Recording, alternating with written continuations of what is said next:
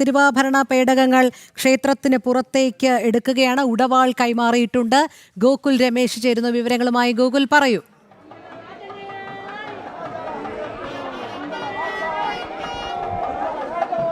രോഹിണി, തിരുവാഭരണ ഘോഷയാത്ര പുറപ്പെടുകയായി.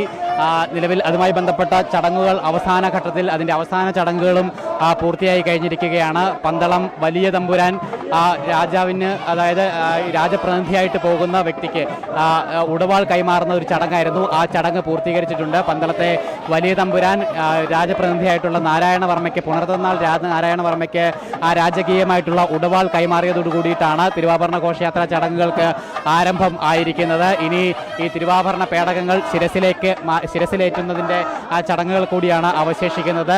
ഈ തിരുവാഭരണ ഘോഷയാത്രയെ അനുഗമിക്കാൻ വേണ്ടി കൊട്ടാരം നിശ്ചയിച്ചിട്ടുള്ള രാജപ്രതിനിധിയാണ് നാരായണവർമ്മ. നാരായണവർമ്മയ്ക്ക് ഉടവാൾ കൈമാറുന്നതോടുകൂടി ആ ചടങ്ങുകൾക്ക് ഔദ്യോഗികമായിട്ടും ആചാരപരമായിട്ടുമായിട്ടുള്ള തുടക്കമാണ് ആയിരിക്കുന്നത്. ഇനി ഈ ഉടവാളുമായിട്ട് അദ്ദേഹം ഈ വലിയ കോയിക്കൽ ക്ഷേത്രം വലം വയ്ക്കും. ആ വലം വെച്ചതിന് ശേഷമായിരിക്കും ഈ തിരുവാഭരണ പേടകങ്ങൾ ശിരസിലേക്ക് മാറ്റി തിരുവാഭരണ ഘോഷയാത്ര ആരംഭിക്കുന്നുള്ളത്. അതിനു വേണ്ടിയിട്ട് തിരുവാഭരണ പേടക സംഘമൊക്കെ തയ്യാറായി തന്നെ നിൽക്കുകയാണ്. ഇവിടെ എല്ലാ പൂജാ ചടങ്ങുകളും പൂർത്തീകരിച്ചിട്ടുണ്ട്. ക്ഷേത്രത്തിന് അകത്തുള്ള പൂജാ ചടങ്ങുകളൊക്കെ പൂർത്തീകരിച്ച് ഇപ്പോൾ ആ ഉടവാൾ കൈമാറി. ആ ഉടവാളുമായിട്ട് നാരായണവർമ്മ തമ്പുരാൻ, അദ്ദേഹം രാജപ്രതിനിധിയാണ്, അദ്ദേഹം ആ ക്ഷേത്രത്തിന് വലം വയ്ക്കുന്ന ചടങ്ങാണ് ഇപ്പോൾ നടന്നുകൊണ്ടിരിക്കുന്നത്. അതിൽ പൂർത്തീകരിച്ചു കഴിഞ്ഞാൽ ഉടൻ തന്നെ ഈ തിരുവാഭരണ പേടകങ്ങൾ ശിരസിലേറ്റുന്ന ചടങ്ങ് ആരംഭിക്കും. അതിനുശേഷം പെട്ടെന്ന് തന്നെ ആ സമയം തന്നെ ആകാശത്ത് ശ്രീകൃഷ്ണപ്പരുന്ത് വട്ടമിട്ട് പറക്കുന്ന കാഴ്ച ദൃശ്യമാകും. അത് കണ്ടു കഴിഞ്ഞാൽ ഉടൻ തന്നെ തിരുവാഭരണ ഘോഷയാത്ര ആരംഭിക്കും. പന്തളം വലിയ കോയിക്കൽ ക്ഷേത്രത്തിൽ നിന്നും നേരെ മണികണ്ഠനാൽത്തറയിലേക്കാണ് ആദ്യമായിട്ട് ഈ തിരുവാഭരണ ഘോഷയാത്ര ചെല്ലുന്നുണ്ടാവുക. മണികണ്ഠനാൽത്തറയിൽ തിരുവാഭരണ ഘോഷയാത്രയ്ക്ക് സ്വീകരണമുണ്ടാകും. അതിനുശേഷം വിവിധ കേന്ദ്രങ്ങളിൽ സ്വീകരണങ്ങൾ ഏറ്റുവാങ്ങിക്കൊണ്ടാണ് തിരുവാഭരണ ഘോഷയാത്ര സന്നിധാനത്തേക്ക് യാത്ര പുറപ്പെടുക. അതിൻ്റെയൊക്കെ തുടക്കമായിരിക്കുകയാണ്. കൃത്യം 1 മണിക്ക് തന്നെ ഈ ചടങ്ങുകൾ ആരംഭിക്കും. തിരുവാഭരണ ഘോഷയാത്ര പുറപ്പെടുമെന്നുള്ളതാണ് നേരത്തെ അറിയിച്ചിരുന്നത്. എങ്ങും ശരണമന്ത്ര മുഖരിതമായിട്ടുള്ളൊരു അന്തരീക്ഷം തന്നെയാണ് പന്തളം കൊട്ടാരത്തിൻ്റെ ഭാഗത്തും പന്തളം വലിയ കോയിക്കൽ ക്ഷേത്രത്തിൻ്റെ ഭാഗത്തുമൊക്കെ നമുക്ക് അനുഭവപ്പെട്ടുകൊണ്ടിരിക്കുന്നത്. നിറഞ്ഞ ഭക്തജന സാന്നിധ്യമാണ് ഇവിടെ ഉള്ളത്. എല്ലാവരും സ്വാമിയെ ശരണമയ്യപ്പ എന്നുള്ള ആ ഒരു ശരണമന്ത്രങ്ങൾ അങ്ങനെ ഇടമുറിയാതെ വിളിച്ചുകൊണ്ടേയിരിക്കുന്ന കാഴ്ചയാണ് ഇവിടെ കാണുവാനായിട്ട് സാധിക്കുന്നത്. അന്തരീക്ഷത്തിലെങ്ങും ആ ശരണമന്ത്രങ്ങൾ ഇങ്ങനെ ധ്വനിച്ചുകൊണ്ടേയിരിക്കുകയാണ്, അല്ലെങ്കിൽ മുഴങ്ങി കേട്ടുകൊണ്ടേയിരിക്കുന്ന ഒരു സാഹചര്യമാണ് ഉള്ളത്. ഒപ്പം വാദ്യമേളങ്ങളുടെയും പ്രാർത്ഥനകളുടെയും ഒക്കെ അകമ്പടിയുണ്ട്, മന്ത്രജപങ്ങളുടെയൊക്കെ അകമ്പടി കൂടി ഈ സമയം ഇവിടെ നിൽക്കുമ്പോൾ നമുക്ക് അനുഭവപ്പെടുവാനായിട്ട് സാധിക്കുന്നു. എല്ലാ ചടങ്ങുകളും അതിൻ്റെ അവസാനത്തിലേക്ക് എത്തുന്നു. ആ തിരുവാഭരണ ഘോഷയാത്ര പുറപ്പെടുവാനായിട്ട് ഒരുങ്ങുകയാണ്. ശബരിമലയിൽ ഇനി ആചാര നിബിഡമായിട്ടുള്ള പരമ്പരാഗത ആചാരങ്ങളുടെയൊക്കെ ഒരു വൈവിധ്യത നിറഞ്ഞ ദിനങ്ങളാണ് ഇനി വരാനായിട്ട് പോകുന്നത്. തിരുവാഭരണ ഘോഷയാത്രയുടെ തുടക്കം മുതൽ അങ്ങോട്ട് ശബരിമലയിൽ പരമ്പരാഗത ആചാരങ്ങൾക്ക് കൂടിയാണ്, അനുഷ്ഠാനങ്ങൾക്ക് കൂടിയാണ് തുടക്കമാകുന്നത്. ഇനി ഈ തിരുവാഭരണ പേടകങ്ങൾ അത് ശബരിമലയിൽ എത്തുന്നതിന് ശേഷവും വരെയും അതിനുശേഷവും ഒക്കെ തന്നെയായിട്ട് നിരവധിയായിട്ടുള്ള ചടങ്ങുകൾ, സാധാരണ പൂജാ ചടങ്ങുകൾക്ക് ഉപരിയായിട്ട് വൈവിധ്യങ്ങളായിട്ടുള്ള പരമ്പരാഗത ചടങ്ങുകൾ കൊണ്ട് നിബിഡമാകും ശബരിമല എന്ന് പറയുന്നത്. അയ്യപ്പന്റെ മണ്ഡല മകരകാലത്തിന് വിളക്കുകാലത്തിന് കൂടി അവസാനത്തിലേക്ക് പോവുകയാണ്, പരിസമാപ്തിയിലേക്ക് പോവുകയാണ്. ഈ തിരുവാഭരണ പേടകങ്ങൾ ഇവിടെ നിന്നും യാത്രയായി 3-ാം നാൾ അത് ശബരിമലയിൽ എത്തിച്ചേരും. 3-ാം നാൾ വൈകുന്നേരം ശരംകുത്തിയിൽ എത്തിച്ചേരുന്ന ഈ തിരുവാഭരണങ്ങൾക്ക് ദേവസ്വം ബോർഡ് ആചാരപരമായിട്ടുള്ള സ്വീകരണം നൽകി അത് ശബരിമലയിലേക്ക് ആനയിക്കും. തുടർന്ന് 18-ാം പടി കയറി തിരുവാഭരണങ്ങൾ അയ്യപ്പന്റെ തിരുമുന്നിലെത്തും. അയ്യപ്പന്റെ തിരുമുന്നിലെത്തിയതിനു ശേഷം ആ ക്ഷേത്രം തന്ത്രിയും മേൽശാന്തിയും കൂടി ആ പേടകം, ഒന്നാമത്തെ ഏറ്റവും പ്രധാനപ്പെട്ട പേടകം, അത് മരുതവന ശിവൻകുട്ടിയായിരിക്കും ആ പേടകം ചുമക്കുന്നത്. അതാ ആ തിരുവാഭരണ പേടകം ശിരസിലേക്ക് മാറ്റിക്കഴിഞ്ഞിരിക്കുകയാണ്. പേടകങ്ങൾ മരുതവന ശിവൻകുട്ടി അദ്ദേഹം തലയിലേക്ക് ശിരസിലേക്ക് ഏറ്റിക്കഴിഞ്ഞിരിക്കുന്ന കാഴ്ചയാണ് നമുക്ക് കാണുവാനായിട്ട് സാധിക്കുന്നത്. കൊരവിളികളോടുകൂടിയും ശരണമന്ത്രങ്ങളോട് കൂടിയിട്ടുമാണ് ഈ ഒരു നിമിഷത്തെ ഭക്തർ ഏറ്റെടുക്കുന്നത്. അവർ കൈകൂപ്പി തൊഴുതുകൊണ്ട് തലയ്ക്ക് മുകളിൽ തങ്ങളുടെ കൈ കൂപ്പി വണങ്ങിക്കൊണ്ട് അയ്യപ്പന്റെ തിരുവാഭരണങ്ങളെ പന്തളത്ത് നാടായിട്ടുള്ള പന്തളത്ത് നിന്നും യാത്രയാക്കുകയാണ് അവർ. അത്രത്തോളം വൈകാരികമായിട്ടുള്ള നിമിഷങ്ങളും ആചാര നിബിഡമായിട്ടുള്ള ആ നിമിഷങ്ങളും ഒക്കെയാണ് ഇവിടെ അനുഭവപ്പെട്ടുകൊണ്ടിരിക്കുന്നത്. അന്തരീക്ഷത്തിലെങ്ങും ശരണമന്ത്രങ്ങൾ മാത്രമാണ് ഈ നിമിഷം മുഴങ്ങി കേൾക്കുന്നത്. അന്തരീക്ഷത്തിലെങ്ങും ശരണമന്ത്രങ്ങൾ മാത്രമാണ് മുഴങ്ങി കേട്ടുകൊണ്ടേയിരിക്കുന്നത്. തീർത്തും ഭക്തി നിർഭരമായിട്ടുള്ള ഒരു അന്തരീക്ഷത്തിൽ തന്നെയാണ് കാര്യങ്ങൾ പോകുന്നത്. അതാ ആ തിരുവാഭരണ തിരുവാഭരണം പേടകത്തിലാക്കി ആ പേടകങ്ങൾ ചലിച്ചു തുടങ്ങിയിരിക്കുകയാണ്. 3 പേടകങ്ങളിലായിട്ടാണ് അയ്യപ്പന്റെ തിരുവാഭരണങ്ങൾ ശബരിമലയിലേക്ക് പന്തളത്ത് നിന്നും കൊണ്ടുപോകുന്നത്. ഒന്നാമത്തെ പേടകത്തിൽ ഏറ്റവും പ്രധാനപ്പെട്ട പേടകം ഒന്നാമത്തെ പേടകമാണത്. ഗുരുസ്വാമിയായിട്ടുള്ള മരുതവന ശിവൻകുട്ടിയായിരിക്കും തലയിലേന്തുന്നത്, ശിരസിലേന്തുന്നത്. അതിലായിരിക്കും അയ്യപ്പന് വേണ്ടിയിട്ടുള്ള തിരുവാഭരണങ്ങൾ, അയ്യപ്പന്റെ മാലയടക്കമുള്ള ആഭരണങ്ങൾ, അയ്യപ്പ വിഗ്രഹത്തിൽ ചാർത്തയുടെ ആഭരണങ്ങളൊക്കെ ഒന്നാമത്തെ പേടകത്തിൽ. രണ്ടാമത്തെ പേടകത്തിൽ ശബരിമലയിലേക്കുള്ള പൂജാപാത്രങ്ങളാണ്. അതിൽ സ്വർണ്ണ കലശങ്ങളും അതോടൊപ്പം തന്നെ വെള്ളി കെട്ടിയ ശംഖും മറ്റ് പൂജാപാത്രങ്ങളും ഒക്കെയാണ് രണ്ടാമത്തെ പേടകത്തിൽ ഉൾപ്പെടുത്തിയിരിക്കുന്നത്. മൂന്നാമത്തെ പേടകമായത്തിൽ കൊടിക്കൂറകളാണ്. തലപ്പാറ മലയുടെയും ഉടുമ്പല മലയുടെയും 2 പ്രദേശങ്ങളെ പ്രതിനിധീകരിക്കുന്ന കൊടിക്കൂറകളാണ് മൂന്നാമത്തെ പേടകത്തിൽ ഉള്ളത്. ഇതിൽ 3 പേടകങ്ങളും ഇപ്പോൾ പന്തളം വലിയ കോയിക്കൽ ക്ഷേത്രത്തിന് മുന്നിൽ നിന്നും യാത്ര ആരംഭിച്ചിരിക്കുകയാണ്. ആ പേടകങ്ങളെ ഭക്ത്യാദരപൂർവ്വം വരവേറ്റിരിക്കുകയാണ് ഭക്തർ. അതിലേക്ക് പുഷ്പവൃഷ്ടി നടത്തിയും ശരണമന്ത്രങ്ങൾ അർപ്പിച്ചുകൊണ്ടും തിരുവാഭരണ പേടകങ്ങളെ അത്രമാത്രം ആദരവോടു കൂടി തന്നെ യാത്രയാക്കിയിരിക്കുകയാണ് ഭക്തജനങ്ങൾ. ഈ ക്ഷേത്രത്തിന് വലം വെച്ച് അല്പസമയത്തിനകം തന്നെ ഈ ആകാശത്ത് വട്ടമിട്ട് പറക്കുന്ന ശ്രീകൃഷ്ണ പരുന്തിനെ കൂടി ദൃശ്യമാകും. അത് കണ്ടു കഴിഞ്ഞാൽ ഉടൻ തന്നെ ഈ തിരുവാഭരണ പേടകങ്ങൾ ക്ഷേത്രത്തിന് പുറത്തേക്ക് തിരുവാഭരണ ഘോഷയാത്ര ആരംഭിക്കും. ഇപ്പോൾ തന്നെ ആ ഘോഷയാത്രയെ അനുഗമിക്കുന്ന ഭക്തജനത്തിലേക്ക് നമുക്ക് കാണുവാനായിട്ട് സാധിക്കുന്നുണ്ട്. ധാരാളമായിട്ട് ആയിരക്കണക്കിന് തീർത്ഥാടകർ ഭക്തർ അവർ ആ ഒരു ഘോഷയാത്രയെ അനുഗമിക്കുകയാണ്, ആ പേടകങ്ങളെ അനുഗമിക്കുകയാണ്. ഇനി കടന്നു ചെല്ലുന്ന ഓരോ വഴികളിലും ഇത്തരത്തിൽ പുഷ്പവൃഷ്ടിയും മറ്റ് പൂജകളും വഴിപാടുകളും ഒക്കെ ഏറ്റുവാങ്ങിക്കൊണ്ടായിരിക്കും ആ തിരുവാഭരണ ഘോഷയാത്ര ശബരിമലയിലേക്ക് പോകുന്നത്. 3 ദിവസം നീണ്ടു നിൽക്കുന്ന യാത്രയാണ്. പ്രത്യേകമായിട്ടുള്ള പാതയുണ്ട്. തിരുവാഭരണങ്ങൾ ഘോഷയാത്രയ്ക്ക് സഞ്ചരിക്കുന്നതിന് വേണ്ടിയിട്ടുള്ള പ്രത്യേകമായിട്ടുള്ള തിരുവാഭരണ പാതയുണ്ട്. ആ പാതയിലൂടെ ആയിരിക്കും 3 ദിവസം നീണ്ടു നിൽക്കുന്ന തിരുവാഭരണത്തിൻ്റെ യാത്ര, തിരുവാഭരണ പേടകങ്ങളുടെ യാത്ര. 3-ാം നാൾ വൈകുന്നേരം അത് ശബരിമലയിലായിരിക്കും സമാപിക്കുന്നുണ്ടാവുക. ഒന്നാമത്തെ പേടകമാണ് 18-ാം പടി കടന്ന് അയ്യപ്പൻ്റെ മുന്നിലേക്ക് എത്തുന്നത്. മറ്റ് 2 പേടകങ്ങൾ നേരെ 18-ാം പടി കയറാതെ നേരെ മണിമണ്ഡപത്തിലേക്കായിരിക്കും പോകുന്നുണ്ടാവുക. ഒന്നാമത്തെ പേടകത്തിൽ ആഭരണങ്ങൾ ഉണ്ട്. നമ്മളോടൊപ്പം ഇപ്പോൾ തിരുവനന്തപുരത്തിൻ്റെ ബഹുമാനപ്പെട്ട മേയർ വി രാജേഷ് കൂടി ചേരുകയാണ്. ചേട്ടാ, ഈ നിമിഷം ഇവിടെ എത്താൻ സാധിച്ചു, എന്താണ്? തീർച്ചയായും ജീവിതത്തിൽ ഏറ്റവും വലിയ മഹാഭാഗ്യമായിട്ടാണ് കാണുന്നത്. കാരണം ഞങ്ങൾ ചുമതല ഏറ്റെടുത്ത് 1 മാസം തികയുന്നതിന് മുമ്പ് തന്നെ തിരുവാഭരണ ഘോഷയാത്രയിൽ ഇവിടെ എത്താൻ സാധിച്ചു, സന്ദർശിക്കാൻ സാധിച്ചു. വളരെയധികം ഭക്തി നിർഭരമായ മുഹൂർത്തങ്ങളിലൂടെയാണ് കടന്നു പോകുന്നത്. തീർച്ചയായിട്ടും കോർപ്പറേഷൻ ഭരണത്തിന് 5 വർഷം ശക്തി പകരുവാൻ വേണ്ടിയുള്ള ഒരു നല്ല തുടക്കമാണെന്ന് തന്നെയാണ് മനസ്സിലാക്കുന്നത്. ചേട്ടൻ വളരെ നന്ദി. എന്തായാലും അദ്ദേഹം വി രാജേഷാണ് നമ്മളോട് പ്രതികരിച്ചത്. തിരുവനന്തപുരം കോർപ്പറേഷൻ്റെ നല്ല പ്രവർത്തനങ്ങൾക്ക് കൂടി പ്രാർത്ഥിക്കുന്നു എന്നുള്ളതാണ് അദ്ദേഹം പറഞ്ഞിരിക്കുന്നത്. ഈ ചുമതല ഏറ്റെടുത്തതിന് ശേഷം ഏറ്റവും പ്രധാനപ്പെട്ട ചുമതല ഏറ്റെടുത്തതിന് ശേഷം ഇവിടെ എത്താൻ സാധിച്ചത് വലിയ പുണ്യമായിട്ട് കരുതുന്നുവെന്നും അദ്ദേഹം പറയുന്നു. ഭക്തിനിർഭരമായിട്ടുള്ള അന്തരീക്ഷത്തിൽ തന്നെയാണ് കാര്യങ്ങൾ മുന്നോട്ട് പോകുന്നതെന്നും അദ്ദേഹം ഇപ്പോൾ നമ്മളോട് വ്യക്തമാക്കി കഴിഞ്ഞിരിക്കുകയാണ്. എന്തായാലും വി രാജേഷ് അടക്കമുള്ള പ്രമുഖർ അന്ന് രാവിലെ CV ആനന്ദബോസ് പശ്ചിമ ബംഗാൾ ഗവർണർ അടക്കമുള്ള ആളുകൾ ഇവിടെ എത്തി തിരുവാഭരണം കണ്ട് തൊഴുകയും ഒക്കെ തന്നെ ചെയ്തിട്ടുണ്ടായിരുന്നു. ആ രീതിയിൽ സമൂഹത്തിൻ്റെ ഉന്നത സ്ഥാനത്ത് നിൽക്കുന്ന ആളുകൾ പോലും അത്രമാത്രം ബഹുമാനത്തോടുകൂടി ഭക്തി ഈ തിരുവാഭരണത്തെ കണ്ടു തൊഴുകയും ഒക്കെ തന്നെ ചെയ്യുകയാണ്. എന്തായാലും തിരുവാഭരണ ഘോഷയാത്ര പന്തളം വലിയ കോയിക്കൽ കൊട്ടാരത്തിൽ നിന്നും വലിയ കോയിക്കൽ ക്ഷേത്രത്തിൽ നിന്നും യാത്ര ആരംഭിച്ചിരിക്കുകയാണ്. മണികണ്ഠൻ ആൽത്തറയെ ലക്ഷ്യമാക്കിക്കൊണ്ടാണ് ഇപ്പോൾ തിരുവാഭരണ പേടകം യാത്രയാകുന്നത്. മണികണ്ഠൻ ആൽത്തറയിലാണ് ആദ്യ സ്വീകരണമുള്ളത്. അതിനുശേഷം കുളനട അടക്കമുള്ള ക്ഷേത്രങ്ങളിൽ സ്വീകരണമുണ്ട്, വിവിധ കേന്ദ്രങ്ങളിൽ സ്വീകരണങ്ങളുണ്ട്. ഒപ്പം ഇന്ന് വൈകിട്ട് അയിരൂർ പുതിയകാവ് ദേവീക്ഷേത്രത്തിലാണ് തിരുവാഭരണ പേടകങ്ങൾ എത്തുന്നത്. ഇന്ന് രാത്രി അവിടെയാണ് വിശ്രമമുള്ളത്. അതിനുശേഷം 2ാമത്തെ ദിവസത്തെ യാത്രയായിട്ടുള്ള നാളെ രാവിലെ അയിരൂരിൽ നിന്ന് തന്നെ യാത്ര ആരംഭിച്ച് ലാഹ സത്രത്തിലാണ് നാളെ രാത്രിയിൽ തിരുവാഭരണ പേടകത്തിൻ്റെ യാത്ര അവസാനിക്കുന്നത്.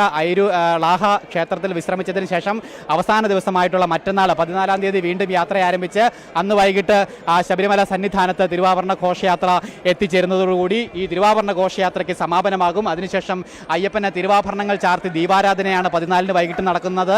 ആ ദീപാരാധനയ്ക്ക് ശേഷം നട തുറക്കുന്ന ആ വേളയിൽ തന്നെയാണ് പൊന്നമ്പലമേട്ടിൽ, അങ്ങ് കിഴക്ക് പൊന്നമ്പലമേട്ടിൽ മകരജ്യോതികൾ തെളിയുകയും ചെയ്യുന്നുണ്ടാവുക. ഭക്തലക്ഷങ്ങൾ കാത്തിരിക്കുന്ന ആ മകരജ്യോതി ദർശനം അന്ന് വൈകിട്ടാണ് ഉണ്ടാവുക. അന്ന് വൈകിട്ട് അതേസമയം തന്നെ ആകാശത്ത് മകര നക്ഷത്രവും തെളിയുകയും ചെയ്യുന്നുണ്ടാവും. അതോടുകൂടി മകരവിളക്ക് പൂജകൾക്ക് സമാപനമാകും. അന്ന് വൈകിട്ട് ഹരിവരാസനം പാടി നടയടയ്ക്കുന്നതോടുകൂടി മകരവിളക്ക് പൂജകൾക്ക് ഗോകുൽ തുടരുക. മിഥുൻ മുരളി കൂടി ചേരുന്നുണ്ട്. മിഥുൻ, ഭക്തിസാന്ദ്രമായ അന്തരീക്ഷം, മകരസംക്രമ നാളിൽ അയ്യപ്പന് ചാർത്താനുള്ള തിരുവാഭരണവുമായുള്ള ഘോഷയാത്ര പന്തളം വലിയ കോയിക്കൽ ക്ഷേത്രത്തിൽ നിന്ന് പുറപ്പെട്ടു കഴിഞ്ഞു. ഇനി സ്വീകരണങ്ങൾ ഏറ്റുവാങ്ങി അയ്യന്റെ സന്നിധിയിലേക്കുള്ള യാത്രയാണ്. ആചാരപരമായ ആ യാത്ര വലിയ ഭക്തജന തിരക്ക് തന്നെയാണ് അനുഭവപ്പെടുന്നതല്ലേ?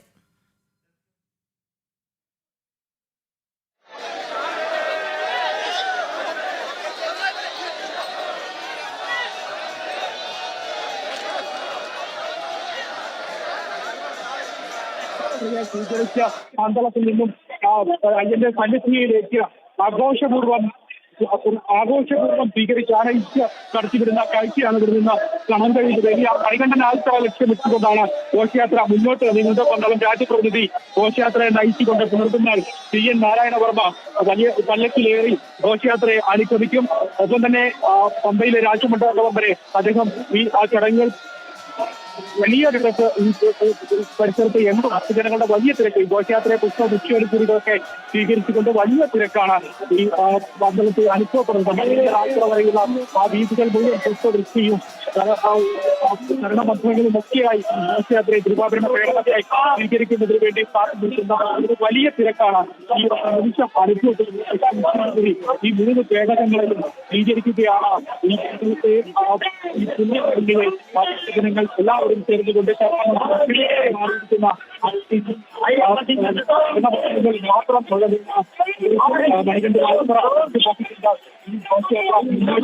ശരി മിഥുൻ, മകരസംക്രമ നാളിൽ അയ്യപ്പന് ചാർത്താനുള്ള തിരുവാഭരണവുമായുള്ള ഘോഷയാത്ര പന്തളം വലിയ കോയിക്കൽ ക്ഷേത്രത്തിൽ നിന്ന് പുറപ്പെട്ടു കഴിഞ്ഞു. ചടങ്ങുകൾ എല്ലാം പൂർത്തീകരിച്ചാണ്. മരുതമനയിൽ ശിവൻകുട്ടിയാണ് ഇത്തവണ മുതൽ തിരുവാഭരണവാഹക സംഘത്തിന്റെ ഗുരുസ്വാമി. PN നാരായണവർമ്മയാണ് ഇത്തവണത്തെ രാജപ്രതിനിധി. മണികണ്ഠൻ ആൽത്തറ ലക്ഷ്യമാക്കിയാണ് ആദ്യ യാത്രാ സ്വീകരണം. അവിടെ നിന്നും ഏറ്റുവാങ്ങും. തുടർന്ന് സന്നിധാനത്തേക്കുള്ള ആ യാത്രയിൽ തിരുവാഭരണങ്ങൾ കണ്ട് തൊഴുന്നതിനായി ഭക്തലക്ഷങ്ങൾ തന്നെ ആ പാതയിൽ അണിനിരക്കും. പ്രത്യേക പാതയാണ് അതിനായി ക്രമീകരിച്ചിരിക്കുന്നത്. വലിയ സുരക്ഷാ ക്രമീകരണങ്ങളും നിലവിലേർപ്പെടുത്തിയിട്ടുണ്ട്. ഭക്തിസാന്ദ്രമായ ഘോഷയാത്രയാണ് നിലവിൽ തിരുവാഭരണങ്ങളുമായി പുരോഗമിക്കുന്നത്. ഗോകുൽ രമേശും മിഥുൻ മുരളിയും ചേരുന്നുണ്ട് ഗോകുലിലേക്ക്. ഗോകുൽ, പറയൂ, ചടങ്ങുകളെല്ലാം പൂർത്തീകരിച്ചുകൊണ്ടുള്ള ആ യാത്ര ഇനി ഭക്തി നിർഭരമായി അയ്യന്റെ സന്നിധിയിലേക്ക്.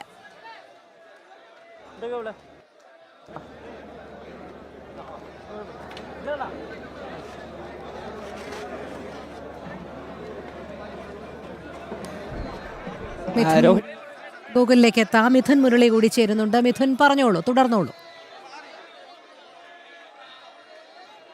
മാത്രം മുഴങ്ങുകയാണ് ഇവിടെ. ഈ അന്തരീക്ഷത്തിൽ ഇപ്പോൾ ശരണമന്ത്രത്തുണികൾ മാത്രമാണ് മുഴങ്ങുന്നത്. സ്വാമി ശരണം, അയ്യപ്പ ശരണം വിളികളോടുകൂടി അയ്യന്റെ തിരുവാഭരണം അയ്യന്റെ സന്നിധിയിലേക്ക് പുറപ്പെടുമ്പോൾ വലിയ സ്വീകരണമാണ് ഭക്തൃത നൽകുന്നത്. പുഷ്പവൃഷ്ടിയോടുകൂടി ശരണമന്ത്രങ്ങളോടുകൂടി ഈ തിരുവാഭരണ പേടകത്തെ അയ്യന്റെ ആ മണികണ്ഠസ്വാമിയുടെ ആ പാദം പതിഞ്ഞ ആ പുണ്യഭൂമിയിൽ നിന്നും പറഞ്ഞയക്കുന്ന ഭക്തി ദുർഭരമായിട്ടുള്ള കാഴ്ചയാണ് പന്തളത്തിൽ നിന്നും കാണാൻ കഴിയുന്നത്. ഈ നിമിഷം ഇവിടെ നിന്ന് പുറപ്പെട്ട് മണികണ്ഠൻ ആൽത്തറ വരെ ഘോഷയാത്ര നീങ്ങുമ്പോൾ ഇനി മണികണ്ഠൻ ആൽത്തറ പ്രധാന കഴിയാത്ത ആദ്യത്തെ സ്വീകരണം ഘോഷയാത്രയ്ക്ക് നൽകുന്നത്. പിന്നീട് പലയിടങ്ങളിലെ സ്വീകരണങ്ങൾ ഏറ്റുവാങ്ങി 3 ദിവസത്തെ പ്രയാണത്തിന് ശേഷം സന്നിധാനത്തേക്ക് എത്തുമ്പോൾ അത് ഭക്തിയുടെ ഏറ്റവും പരിമിതപ്പെടുത്തുന്ന കാഴ്ചയായി മാറും. ഈ 3 ദിവസവും വിവിധ ഇടങ്ങളിലെ സ്വീകരണം 11 ഇടങ്ങളിൽ തിരുവാഭരണ പേടകം തുറന്നു വെച്ചുകൊണ്ട് തിരുവാഭരണ ഭക്തജനങ്ങൾക്ക് ദർശിക്കുന്നതിനുള്ള സൗകര്യമൊക്കെ ക്രമീകരിച്ചിരിക്കുന്നു. ആ ഇടങ്ങളിലെല്ലാം 11 ഇടങ്ങളിലും വലിയ തിരക്കായിരിക്കും. തദ്ദേശീയരായിട്ടുള്ള ഭക്തരുടെ മാത്രമല്ല നാടിന്റെ നാനാ ഭാഗങ്ങളിൽ നിന്നുള്ള ഭക്തരുടെ വലിയ തിരക്കായിരിക്കും ഇനിയുള്ള ദിവസങ്ങളിൽ അനുഭവപ്പെടുക എന്നുള്ള കാര്യത്തിൽ സംശയമില്ല. എന്തായാലും മണികണ്ഠൻ ആൽത്തറയിലേക്ക് ഈ ഘോഷയാത്ര എത്തുകയാണ്. ഈ ഘോഷയാത്രയ്ക്ക് സൈനിധ്യമായിട്ട് ശ്രീകൃഷ്ണ പരന്ത് ആകാശത്ത് മാനത്ത് വട്ടമിട്ട് പറക്കുകയൊക്കെ ചെയ്യുന്ന കാഴ്ച, ഭക്തി നിർഭരമായിട്ടുള്ള കാഴ്ച, പുഷ്പവൃഷ്ടിയോടുകൂടി ആ ശരണമന്ത്രം ഉദ്ധരിതമായി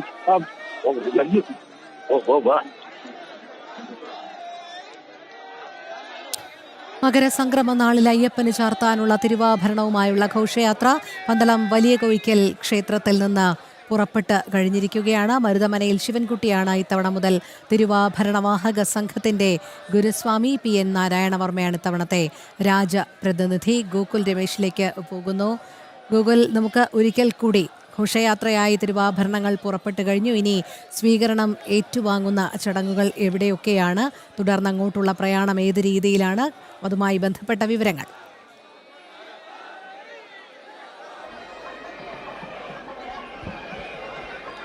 രോഹിണി, നിലവിലിപ്പോൾ ആദ്യത്തെ സ്വീകരണം മണികണ്ഠൻ ആൽത്തറയിൽ തിരുവാഭരണ ഘോഷയാത്രയ്ക്ക് ലഭിക്കും. അതിനുശേഷം ഒന്നാമത്തെ ദിവസമായിട്ടുള്ള ഇന്ന് കുളനടയിലടക്കം കുളനട ക്ഷേത്രത്തിലേക്കാണ് ഇതിനുശേഷം തിരുവാഭരണ ഘോഷയാത്ര മുന്നോട്ട് പോകുന്നുണ്ടാവുക. അതിനുശേഷം വിവിധ കേന്ദ്രങ്ങളിൽ സ്വീകരണങ്ങൾ ഏറ്റുവാങ്ങി ഇന്ന് അയിരൂരിലാണ് ഇന്നത്തെ യാത്രയ്ക്ക് സമാപനമുണ്ടാവുക. അയിരൂർ പുതിയകാവ് ദേവീക്ഷേത്രത്തിലാണ് ഇന്നത്തെ യാത്ര, ഒന്നാമത്തെ ദിവസത്തെ യാത്ര സമാപിക്കുന്നുണ്ടാവുക. അതിനുശേഷം നാളെ രാവിലെ അയിരൂരിൽ നിന്ന് തന്നെ ആരംഭിച്ച് ലാഹ സത്രത്തിൽ രണ്ടാമത്തെ ദിവസത്തെ യാത്ര അവസാനിക്കും.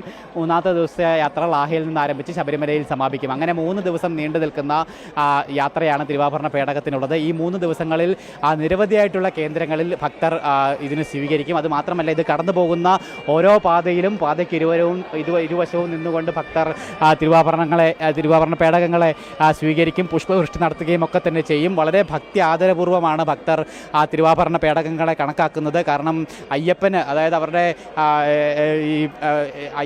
സാക്ഷാൽ ശ്രീധർമ്മശാസ്താവിൻ്റെ വിഗ്രഹത്തിന് ചാർത്താനായിട്ടുള്ള ആഭരണങ്ങളാണ്, തിരുവാഭരണങ്ങളാണ് അവ എന്ന് പറയുന്നത്. 3 പേടകങ്ങളിലാണ് ഈ തിരുവാഭരണങ്ങൾ കൊണ്ടുപോകുന്നത്. ഒന്നാമത്തെ പേടകത്തിലാണ് ഇതിനു മുമ്പ് സൂചിപ്പിച്ചതുപോലെ തന്നെ ഈ തിരുവാഭരണങ്ങളൊക്കെ ഉൾപ്പെടുത്തിയിരിക്കുന്നത്. അതുമാത്രമല്ല, രണ്ടാമത്തെ പേടകത്തിൽ പൂജാപാത്രങ്ങളാണ്, മൂന്നാമത്തെ പേടകത്തിൽ കൊടിക്കൂറകളാണ്. അങ്ങനെ 3 പേടകങ്ങളാണ് തിരുവാഭരണ പേടകങ്ങളായിട്ട് ശബരിമലയിലേക്ക് ഇപ്പോൾ യാത്ര ആരംഭിച്ചിരിക്കുന്നത്. 14-ന് വൈകുന്നേരം ഏകദേശം 5 മണിയോടുകൂടി ശരംകുത്തിയിൽ ആണ് ദേവസ്വം ബോർഡ് ആചാരപരമായിട്ടുള്ള സ്വീകരണം നൽകുന്നത്. അതിനുശേഷം അവിടെ നിന്നും വാദ്യമേളങ്ങളുടെ അകമ്പടിയോടുകൂടി പരമ്പരാഗത കാനനപാത വഴി തന്നെ ശബരിമല സന്നിധാനത്തേക്ക് തിരുവാഭരണങ്ങൾ എത്തിച്ചേരും. തുടർന്ന് തിരുവാഭരണം 18-ാം പടി കയറി മുകളിലെത്തും. 18-ാം പടി കയറി മുകളിലെത്തുന്ന വേളയിൽ ദേവസ്വം ബോർഡ് അധികൃതർ വീണ്ടും അവിടെ ഔദ്യോഗികമായിട്ടും ആചാരപരമായിട്ടുമുള്ള സ്വീകരണം നൽകും. അതിനുശേഷം സോപാന പടിയിലൂടെ ഒന്നാമത്തെ പേടകം, അതായത് തിരുവാഭരണങ്ങൾ ഉൾപ്പെടുന്ന ഒന്നാമത്തെ പേടകം സോപാന പടിയിലൂടെ ശ്രീകോവിലിന് സമീപത്തേക്ക് എത്തിക്കും.